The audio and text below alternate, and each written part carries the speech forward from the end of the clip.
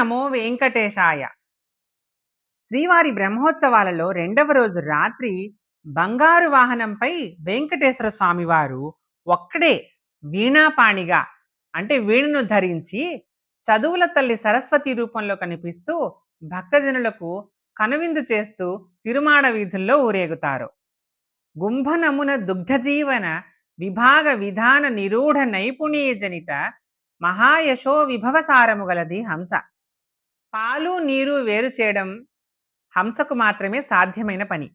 ఈ విధంగా చేయగల ఈ విధంగా చేయగలదు అనే కీర్తి కలిగిన హంస పాలను నీళ్లను వేరు చేసినట్లే గుణావగుణ విచక్షణ జ్ఞానానికి సంకేతము.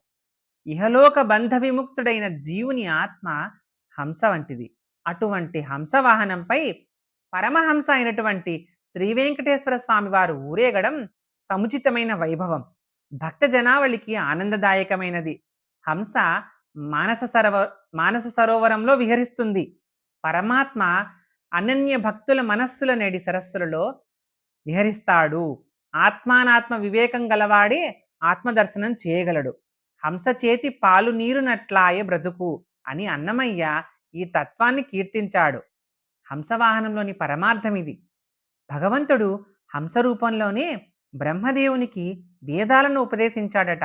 శ్రీ వెంకటేశ్వర స్వామివారు హంసవాహనారూఢుడై వాగ్దేవత సరస్వతీదేవి అలంకారంలో ఆత్మానాత్మ వివేకాన్ని భక్తులకు బోధిస్తున్నాడు.